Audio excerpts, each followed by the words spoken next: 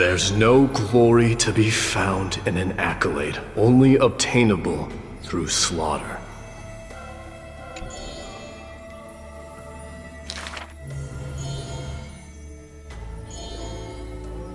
Huh. He managed to survive all of that? Even the god of death turned him away.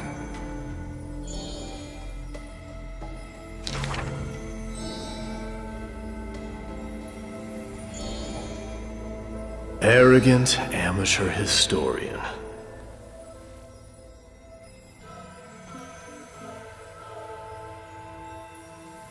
This is pomegranate juice.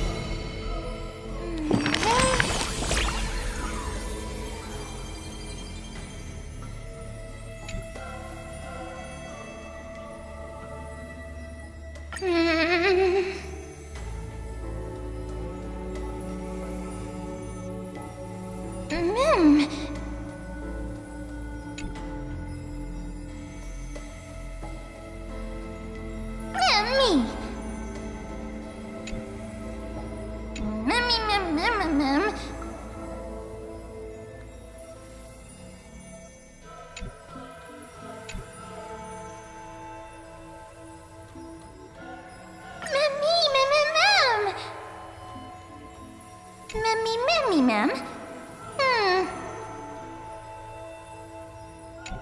Mammy mem.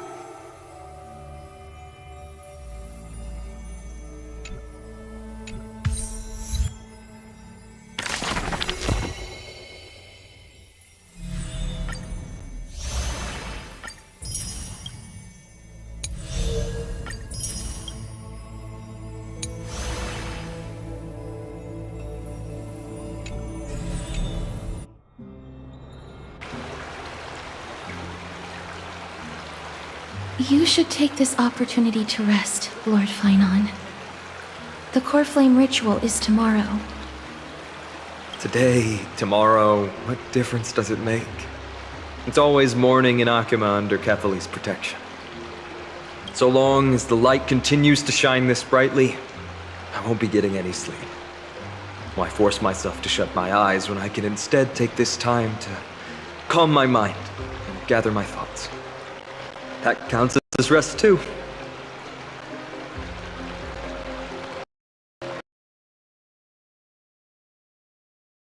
Thought things through, then? Not at all. Everything's a jumbled mess still. I don't even know where to start. Core was blazing hot in my palm in the beginning, but it has completely cooled off now. I can barely feel it. Miss Castoris, does this mean I'm a good match for Nikodor? I don't quite get how it works, but if it's going to put you at ease, then I will say yes to that. Thank you. That's the abyss in the distance. Oh, that reminds me. Get to ask. Back in the temple with the scales of justice, when Orynyx was trying to deter us, why did you stop me, Miss Castoris? Because I knew there must be another solution. Something more important than the fate of Amphorius. It is far too cruel and unfair to ask that of you. You should know that I would have gone ahead if Don Hung hadn't come up with an answer in time. I know. I should not have hesitated then. I stopped you before I even realized it myself. It's fortunate we had the both of them there with us. Yeah. It's a good thing we had them. Are you still thinking about the past, Lord Finon? Every waking moment. I lied to the two demigods just now. I told them the duty of the Chrysos heirs is all I think about now. Do you think I managed to slip by Aglaïa's golden threads this time? No one fools her, Lord Finon. She merely chooses to turn a blind eye to our lies. You're right. How foolish of me to think I got away with it. I often wonder if someone as ordinary as me can really become a hero. I thought defeating Nikodor would quell the voice of doubt in my mind. But it has only grown louder. I don't have the right words for you now, but I know you're far from ordinary, Lord Finon. Mighty often calls you Deliverer in jest, but I don't believe he means it mockingly. I should probably shut out these pointless thoughts and empty my mind until the hour of the ritual. I did that before sitting for Treeby's history exam. Who in the world could hope to go over those piles of documents and slates? I decided I was better off resigning myself to fate. That way I'd get more time to play and practice with my sword. How did you do on the exam, then? My score? I don't remember anymore. All I remember is Treeby punishing me to a full week of cleaning the Chrysos heir's bath, and no one was allowed to help me. So High Priest Treeby can be strict too. Please continue with this mentality, Lord Finon. I believe you'll be all right. Thank you, Miss Casterus. I think I'll stay here for a little while and keep all of those unruly thoughts out. It's not like anything will come of them anyway. The sights of Ides Elysiae, my homeland, have been flashing before my eyes lately. Those Kremnoans mastered some cutting-edge technology. If only I could separate my soul from my body too. That way I'd be able to fly my soul back to the comforting fields of my homeland anytime. That's the only place I can be momentarily at peace.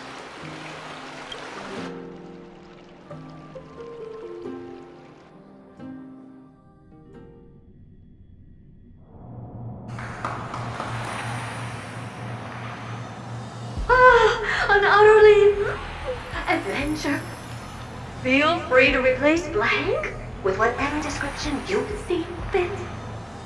Oh, I bet you're as curious as I am. So, what's going to happen next? Oh, keep it together. All that excitement isn't going to get you anywhere, you know? Why don't you follow me into another tale on the other side of the cosmos? Ta-da! Recognize this place? HERTA Space Station. The base of a genius and the cradle of science. Look at all these puppets! Aren't they dearly exquisite? Let's just say I've already heard many others secretly gushing. She looks so pretty on more than one occasion. If you ask me though, they barely did justice to Madame HERTA's beauty. Maybe just 10%. No, not even 1% of the real deal. Now, I'm no fawner here, just stating an objective fact. Remember this scene? Oh, it evokes so much emotion in me. The esteemed Madame HERTA, Genius Society number 83, asking the great Noose a question. An attempt to gain a peek into the divinity's mysteries through them. Alright, so continuing from where we left off last time, this is where everything would begin for the genius smart enough to rewrite the history of the entire Fourth mirror? Who exactly are you talking to? Why, I was just ramping it up for our grand appearance, Madame HERTA. So a dramatic debut? But what are the odds of that happening? Sure, slightly plausible, if I did manage to talk to Droid Head. But guess what's the problem? They have no reaction whatsoever. But look at this, Madame HERTA. You're standing before Noose here. Right there. Oh, that? That's a hologram. What? I can't possibly summon the real Droid Head here, can I? Wait, what? You mean to say you've just been reciting your lines before a hologram? Yeah, creating dramatic value. Isn't that what you're most obsessed with? Moving on.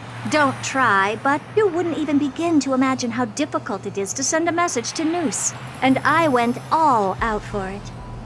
Powering the audience system alone required me to reconfigure the energy supply of the entire space station. I had to switch it to hibernate mode before rebooting everything. Do you have any idea how much that costs? How much? How much? I'm not in charge of finance. Go pose that to Asta instead. Oh, you don't know either. Oh. I am HERTA herself, the emanator of erudition, and a true blue genius. Why would I be holding the purse strings? That menial task is beneath me. You're absolutely right, Madame HERTA. The IPC should really be providing a genius like you with all that you require, so you can freely dive into any research that tickles your fancy. With that said, HERTA herself, emanator of erudition and true blue genius. What do you plan to do now? What else can I do? Identify what's malfunctioning within the audience system and fix it, of course. Don't take offense to my candid words, Madame HERTA. You may be proficient in many aspects, but is hands-on work really one of your strong suits? I humbly suggest for you to contact Steven instead. contact him and expose how I shelled out a bomb to send a message to Droid Head, only to screw up everything else? All right. I get it. Good that you do. There. That's the audience systems terminal. Come, walk with me. We'll check what's wrong with it. Aye, ma'am. Oh, but I can't walk. I can only float. What's with your witty remarks today? This is the audience system? Hi, it looks just like the simulated universe. Keen observation. They share the same fundamental logic and are pretty much identical in that regard. Ah, I see. We call this referencing and not appropriation, right? One more stupid remark from you, and you can watch Fifth Mirror reference your role because I'm going to be dropping you as my assistant. Focus now. The audience system is divided into 3 zones: energy supply, computing, and communications. Each zone operates independently and will only be integrated via the path of erudition when the system is booted.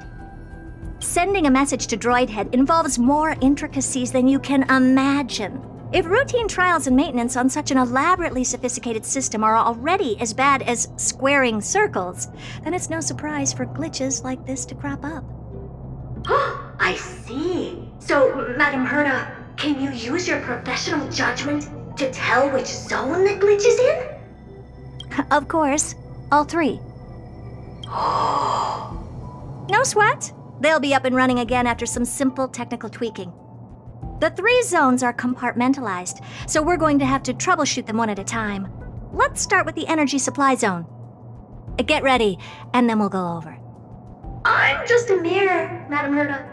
If you're ready, then your reflection in me will also be ready to go.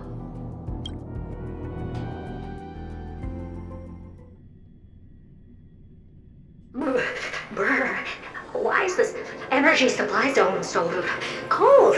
Brr, I'm already frosting up. Why else? I've converted the energy core that supplies all of HERTA space station into imaginary state and stored it in this zone. If not for the ultra-low temperature here, the space station would have long blasted up in the sky. But aren't we already in the sky? You're just a mirror? I don't need you to take on comic relief, too.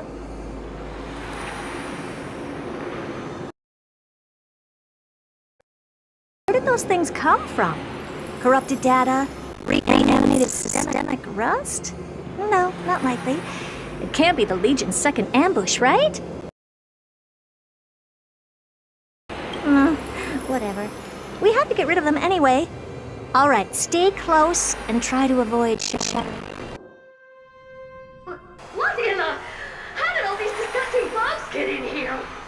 We're going to need out-of-this-world computing capability if we hope to meet Droid Head. If we can't churn out calculations faster than a Yataflop's computer, then we can forget about having them notice our existence. But computers with too high a computing capability tend to attract computing stings like them. No one knows how these creatures evolved from their progenitor, the propagation. Ah, the mysteries of life. But even so, they can't compare to a talking mirror. Question on the side, Madam Herta? You have these powerful supercomputers and what are they normally programmed to calculate? Is that important? All that matters is that they work and are able to attract Droid Head's attention. I suggest meeting Miss Asta for a chat when you have time.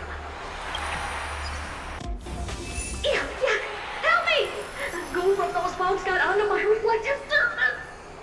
Clean up after yourself. Can't you just wipe it off with your hands? Ah! Good one there.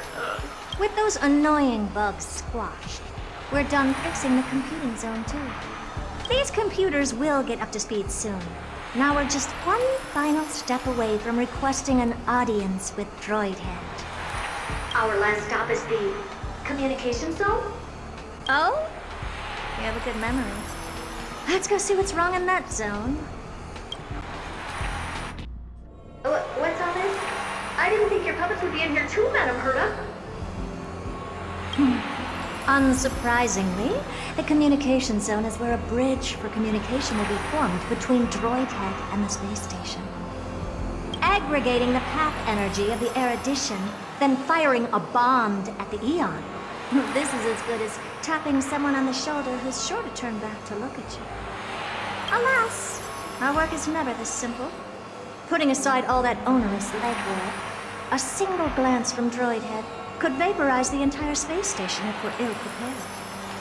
I see. So letting the space station go into hibernation is a protective measure of sorts. To prevent it from slipping into operational overload and turning into a scrap world?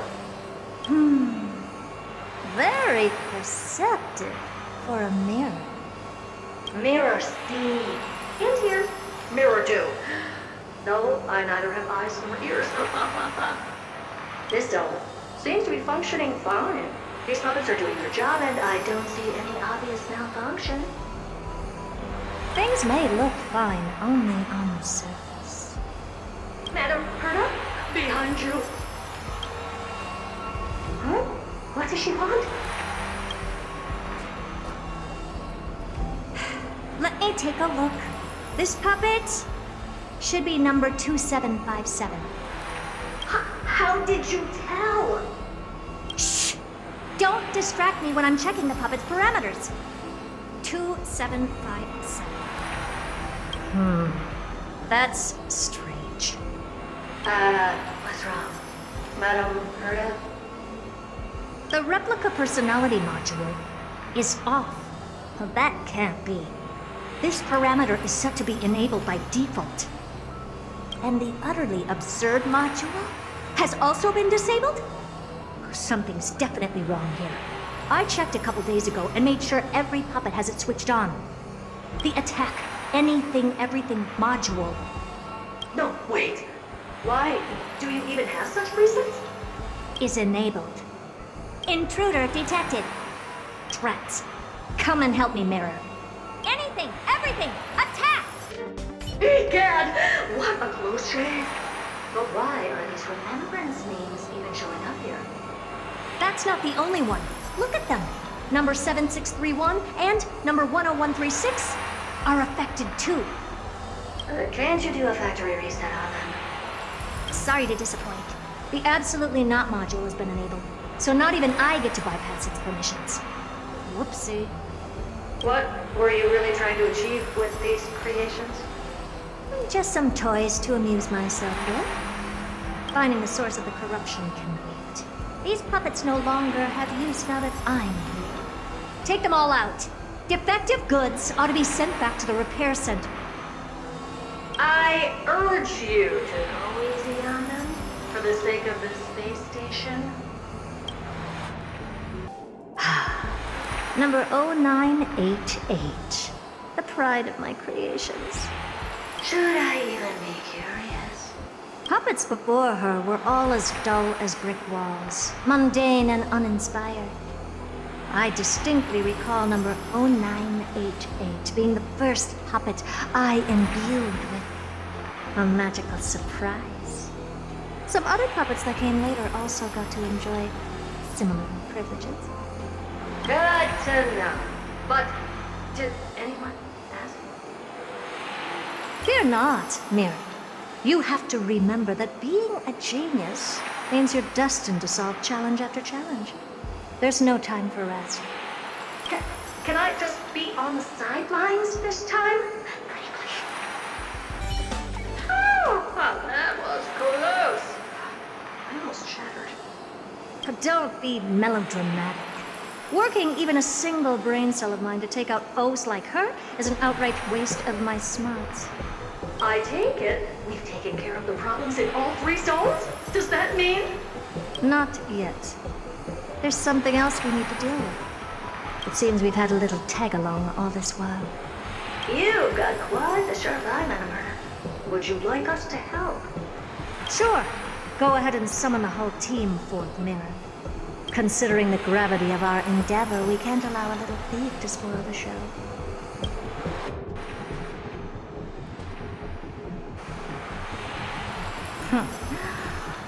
Parasite of the remembrance.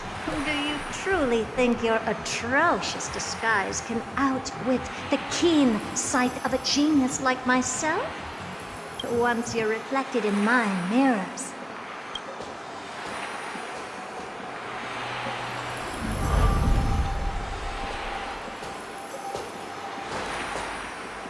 You can forget about escaping.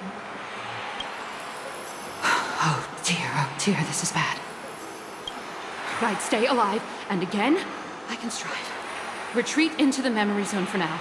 I can always regroup and try again.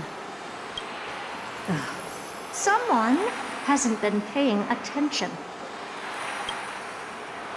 Didn't hear me, did you? For those petty tricks of yours. Do you actually think you can slip away right under my nose? HERTA. Madam HERTA, wait. What do you want with me? I'll spill it all. The garden's secrets, and what they're after. Everything. Please, just spare me. Well, is that all you've got to say while your life is at stake? Well, that's hardly worth anything. Need a little refresher? I am HERTA, Genius Society number 83, the one to unravel the mystery behind the imaginary leakage phenomenon, and key holder of the imaginary implosion pulse. Do you honestly believe I'd seek any counsel from you?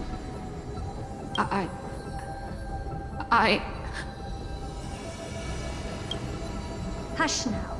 Keep quiet. This is my moment to shine, so just listen. You crept in here to steal Noose's memories, didn't you? And messing with my precious audience system is just a ruse to lure me here so I can lead you to them. What a shame. You're only a step away from completing the mission assigned to you.